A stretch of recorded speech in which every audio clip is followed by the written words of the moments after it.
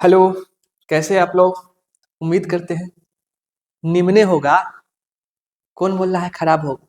चल, कल जो जहां तक छोड़े थे ना वहां से आगाड़ी सोल्यूशन करा रहे हैं। टाइम नहीं रहता इसलिए ज्यादा बोलना नहीं है। देखो, कल सब्जेक्टिव करवा रहे थे ना, बायोलॉजी का। वही सब्जेक्टिव करवा रहे हैं फिर से नहीं, उससे आगे जहां तक छोड़े थे। देख, यहाँ तक तुमको करा के छोड़ दिए थे, एमिनो सिंथेसिस तक ले। ठीक है, आगे भी करवाए। हाँ, ये सभी करवाए थे। डीएनए क्या होता है, मोलिक्यूलर, ये सब नहीं बताए थे शायद। ओके,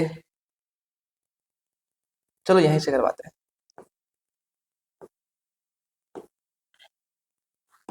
चलो कोई नहीं, यहीं से शुरू करते हैं। सब जानता है डीएनए क्या आता है। तो डीएनए होता क्या है? डीएनए के पहला बात तो फुल फॉर्म लिखना। इसका नाम क्या है? Deoxy ribose nucleic acid. इतना क्लियर हो गया। उसके बाद क्या है, इसका काम क्या होता है? It store genetic information. ये इंफॉर्मेशन स्टोर करता है कि नहीं करता है? यस, करवे करता है। ओके, हाँ। उसके बाद यहाँ पे लिखा है जेनेटिक। हाँ, और उसके बाद क्या होता है? इंफॉर्मेशन स्टोर करता है, साथ साथ इसको जेनेटिक मटेरियल भी बोलते हैं। बोलते हैं कि नहीं बोलते हैं? इतना बात क्लियर है। ओके, आगे बढ़ो। ट्रांसक्रिप्शन, और उसके बाद ट्रांसलेशन। ठीक है, ये सब जानते हो क्या होता है? और एगो रेप्लिकेशन, तीन गो चीज होता है ना। ठीक है, ट्रांसक्रिप्शन किसे कहते हैं?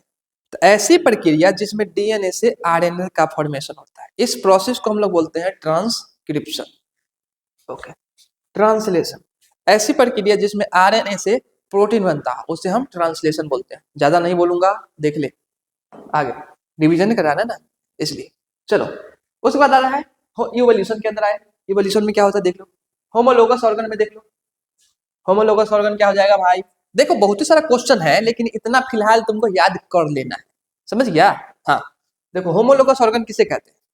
होमोलोगस ऑर्गन, देखो यहाँ पे इसका नाम दिया है। एक होता है कन्वर्जेंट इवोल्यूशन, एक होता है डाइवर्जेंट इवोल्यूशन। ठीक है, तो होमोलोगस ऑर्गन मतलब क्या होता है कि देखो, these organ which have same origin, है ना, बट परफॉर्म डिफरेंट फंक्शन। कहने का मतलब क्या है कि ऐसे ऑर्गन, होमोलोगस ऑर्गन मतलब क्या आता है कि उस टाइप के ऑर्गेनिज्म, है ना, जिसके ऑरिजिन सेम हो। मतलब आ, उसका जो ऑर्गन की जो ओरिजिन होता है ना, सेम होता है कोई ऑर्गन का, बट उसका फंक्शन क्या होता है?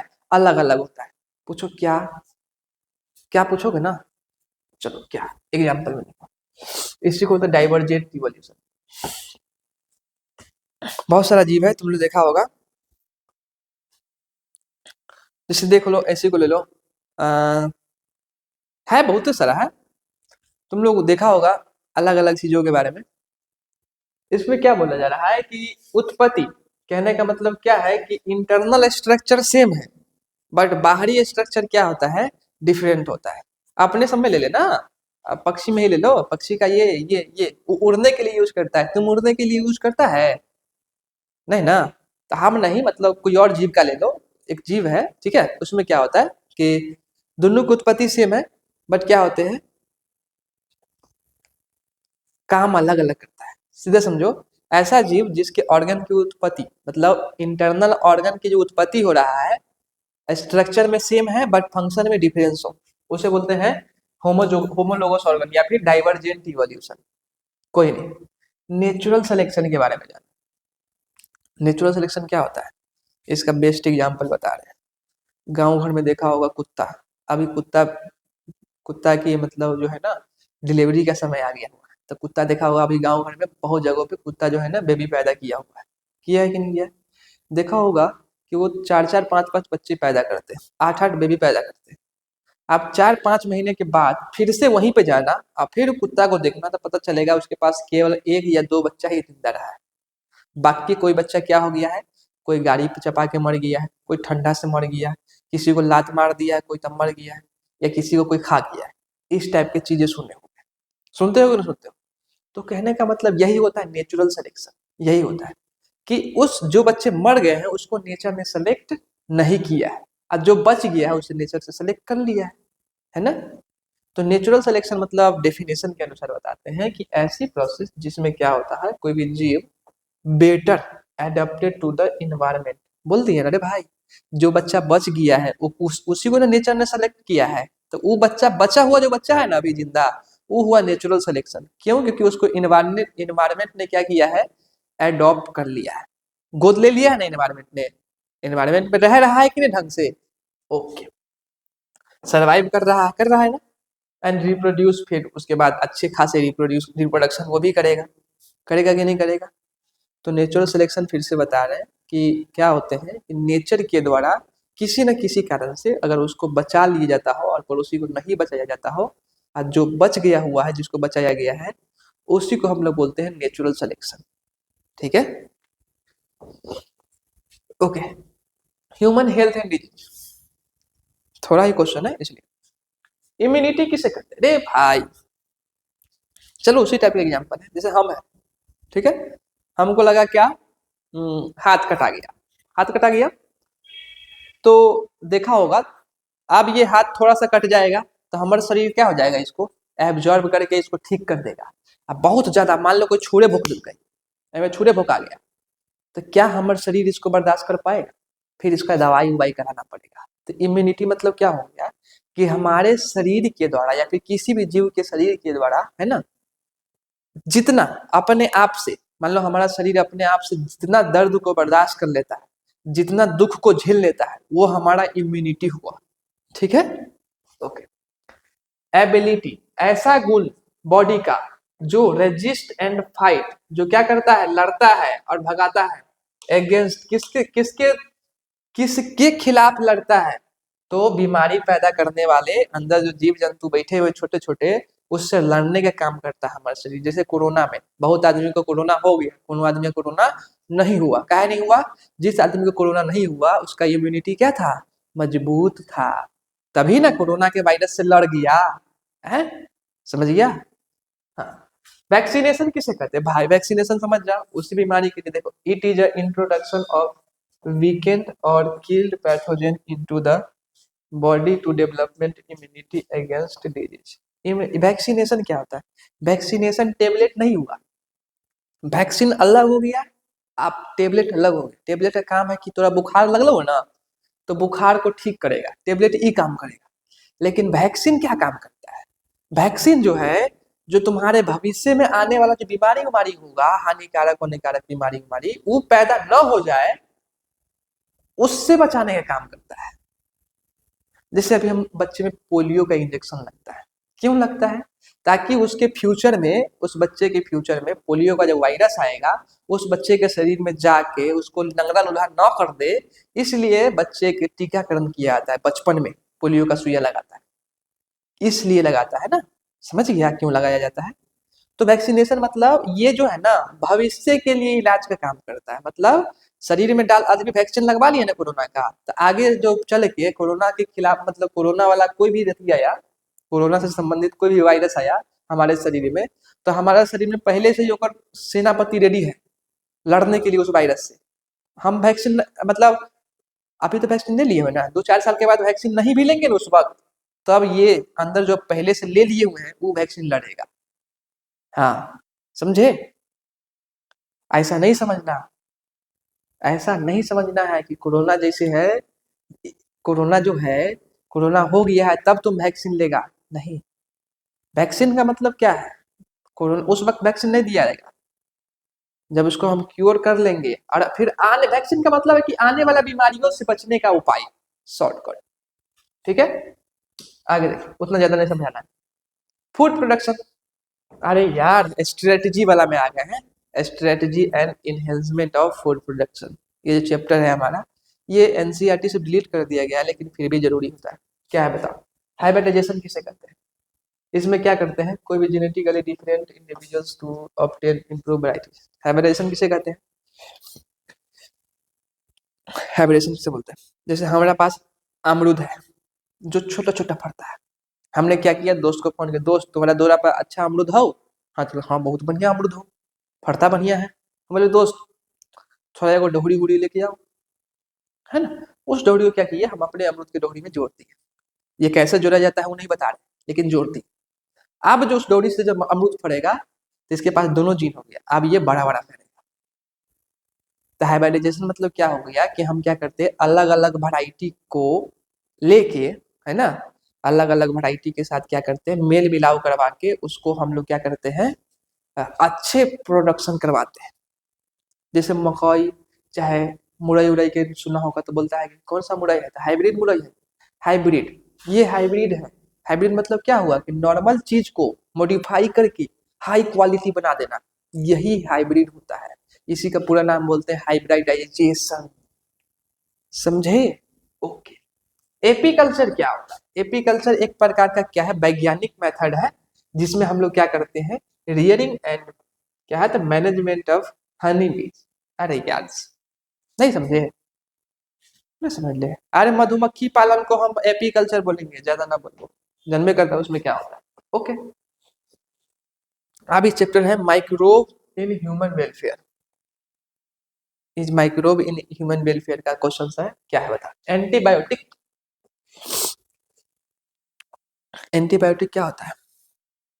तो एंटीबायोटिक क्या है, एक प्रकार का केमिकल है, ठीक है, जो किसके द्वारा प्रोड्यूस किया जाता है, माइक्रो ऑर्गेनिज्म के द्वारा प्रोड्यूस किया जाता है। जो करता क्या है एंटीबायोटिक, तो वो inhibit the growth of harmful bacteria. कहने का मतलब नहीं समझे?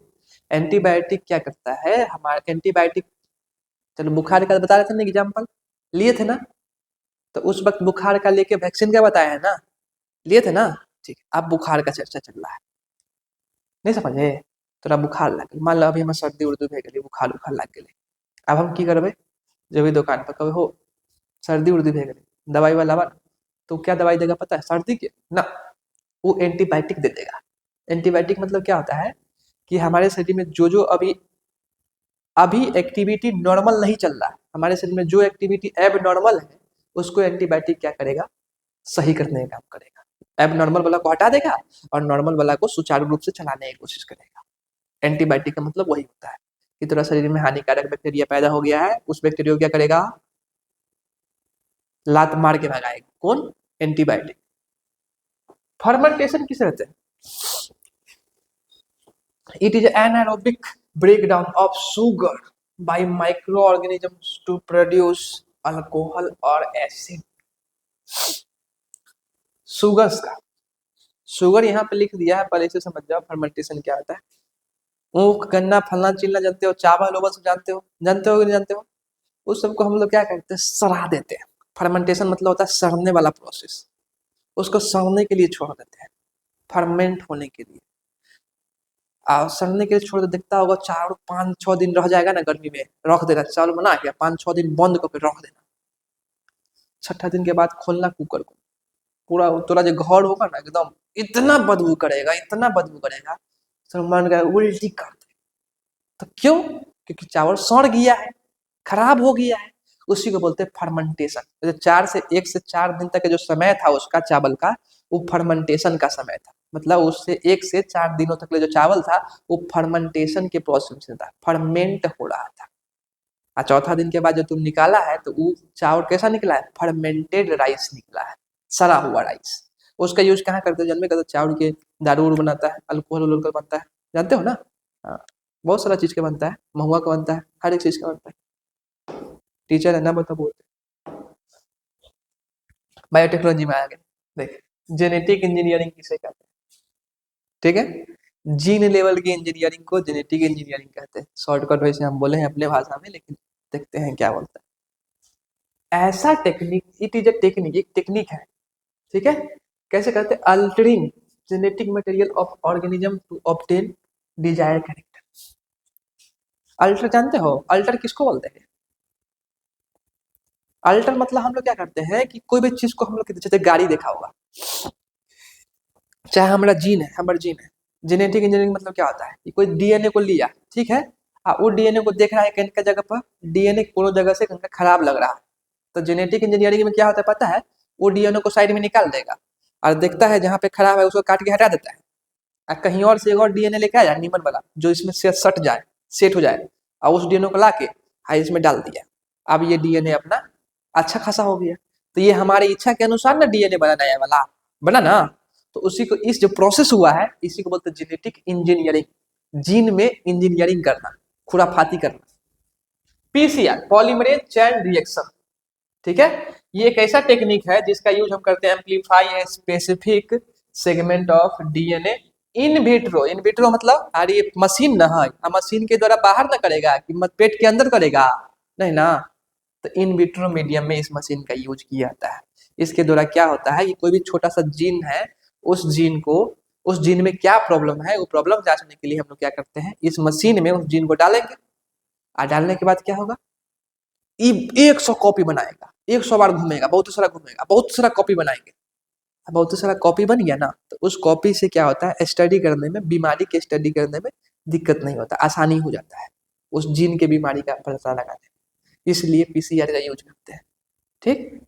ओके, देखो पॉपुलेशन डेंसिटी किसे कहते हैं, अरे यार पॉपुलेशन डेंसिटी कहते हैं, it is the number of individual of A species present per unit area given time. Population density मतलब क्या हो गया कि किसी भी एरिया में, किसी मतलब कुछ समय में, मतलब एक समय अंतराल में किसी एरिया में जितने भी स्पेसीज होंगे उसे हम लोग क्या बोलते हैं, पॉपुलेशन डेंसिटी बोलते हैं। ये डेफिनेशन वाला है, उसमें ज्यादा हम घुसार के नहीं बताएंगे।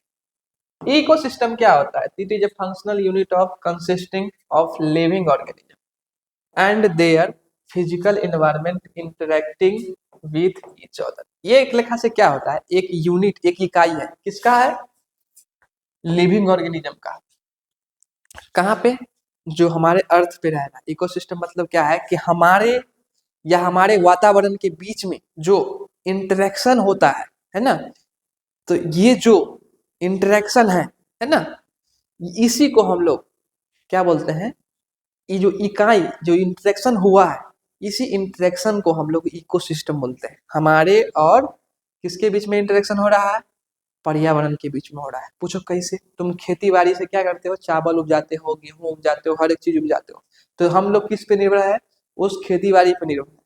नॉनवेज वाला किस पे निर्भर है, अलग अलग जीव जंतुओं पे निर्भर है कि नहीं है। तो एक दूसरे के साथ आदान प्रदान होता है कि नहीं, उसका होता है ना। तो इसी चीज को बोलते हैं हम लोग इकोसिस्टम, शॉर्टकट में ही बोले।